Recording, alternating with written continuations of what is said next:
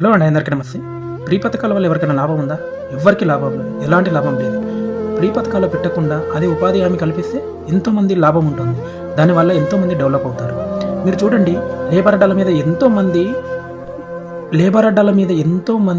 పని లేక రోజు కూలీలలాగా వెళ్ళి వాళ్ళకు ఒకరోజు వర్క్ ఉంటే ఒకరోజు వర్క్ ఉండదు, ఒకరోజు వర్క్ ఉంటే ఒకరోజు వర్క్ ఉండదు.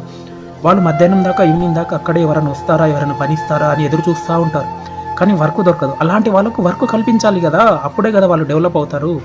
అలాంటి వాళ్ళకు వర్క్ ఈ ప్రీ పథకాల వల్ల ఏం లాభం అలాంటి వాళ్ళకు చెప్పండి. దానివల్ల ఉపయోగం ఏంది? ప్రీ పథకాలు పెట్టారని ఇంట్లో కూర్చొని తింటారా? తినలేరు కదా. దానివల్ల లాభం ఏంటి? మీకు డైలీ వర్క్ ఉండాలి, చేతిలో వర్క్ ఉంటే మనకు మనీ వస్తుంది. దానివల్ల మనం డెవలప్ అవుతాము, మనం ఏదో ఒకటి చేసుకోగలము. అలా వర్క్ని కల్పించాలి. కానీ అంతేగాని ప్రీ పథకాలు పెట్టి దానికి మనం బానిసలై మనం పని చేయలేక ఇదైపోతే దానికి ఏంది? మనం ఓట్లు వేయాలనా? ప్రీ పథకాల వల్ల మనం మారితేనే మన బతుకులు మారుతాయి, లేకపోతే మనం మారకపోతే మన బతుకులు మారవు. మనం ఇలాగే బానిసలాగా ఉంటాం, మనం అలాగే ఓట్లు వేస్తాం. ఫ్రీ పథకాలకి దయచేసి ఎవరు ఓట్లు వేయకండి. ఈ వీడియో కనుక నచ్చినట్లయితే లైక్ చేయండి, షేర్ చేయండి, మీ కామెంటు, మీ యొక్క అభిప్రాయాన్ని తెలపండి.